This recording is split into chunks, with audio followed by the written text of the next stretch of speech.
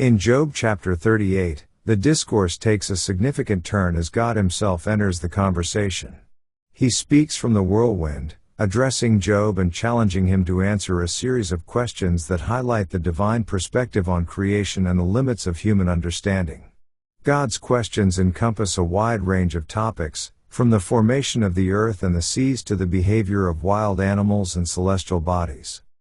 Through his questions, God emphasizes his sovereignty over all creation and his intimate involvement in its intricate details. He challenges Job to contemplate the mysteries of the universe and to recognize the limitations of human knowledge and understanding. God's questions serve to humble Job and to remind him of the vastness and complexity of his creation. God's speech in chapter 38 serves as a powerful reminder of his sovereignty and wisdom, contrasting his infinite knowledge with the finite understanding of humanity.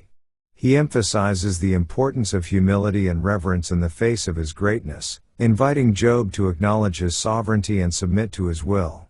Through his questions, God challenges Job to recognize the limits of his own understanding and to trust in his wisdom and providence.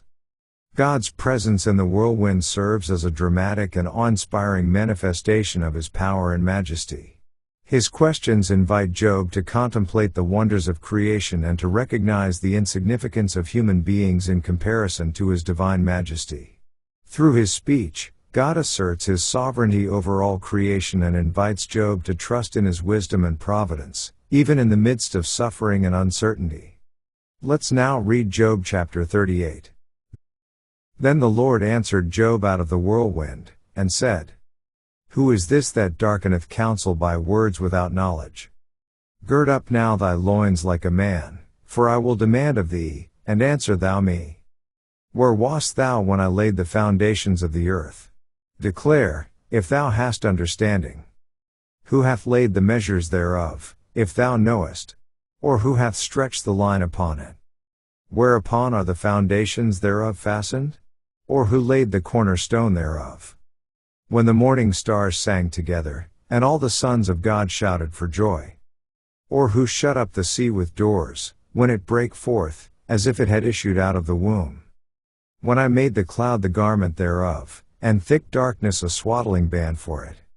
And brake up for it my decreed place, and set bars and doors.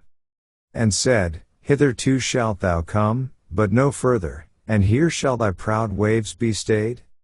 Hast thou commanded the morning since thy days, and caused the dayspring to know his place? That it might take hold of the ends of the earth, that the wicked might be shaken out of it? It is turned as clay to the seal, and they stand as a garment. And from the wicked their light is withholden, and the high arm shall be broken. Hast thou entered into the springs of the sea? Or hast thou walked in the search of the depth? Have the gates of death been opened unto thee? Or hast thou seen the doors of the shadow of death? Hast thou perceived the breadth of the earth? Declare if thou knowest it all. Where is the way where light dwelleth? And as for darkness, where is the place thereof? That thou shouldest take it to the bound thereof, and that thou shouldest know the paths to the house thereof? Knowest thou it, because thou wast then born? Or because the number of thy days is great? Hast thou entered into the treasures of the snow? Or hast thou seen the treasures of the hail? Which I have reserved against the time of trouble, against the day of battle and war.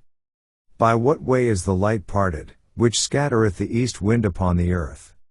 Who hath divided a watercourse for the overflowing of waters, or a way for the lightning of thunder? To cause it to rain on the earth, where no man is, on the wilderness, wherein there is no man. To satisfy the desolate and waste ground, and to cause the bud of the tender herb to spring forth? Hath the rain a father? Or who hath begotten the drops of dew? Out of whose womb came the ice? And the hoary frost of heaven, who hath gendered it? The waters are hid as with a stone, and the face of the deep is frozen. Canst thou bind the sweet influences of Pleiades, or loose the bands of Orion? Canst thou bring forth Mazzaroth in his season? Or canst thou guide Arcturus with his sons? Knowest thou the ordinances of heaven? Canst thou set the dominion thereof in the earth? Canst thou lift up thy voice to the clouds, that abundance of waters may cover thee? Canst thou send lightnings, that they may go, and say unto thee, Here we are? Who hath put wisdom in the inward parts? Or who hath given understanding to the heart? Who can number the clouds in wisdom? Or who can stay the bottles of heaven? When the dust groweth into hardness, and the clods cleave fast together. Wilt thou hunt the prey for the lion? Or fill the appetite of the young lions? When they couch in their dens, and abide in the covert to lie in wait. Who provideth for the raven his food? When his young ones cry unto God, they wander for lack of meat.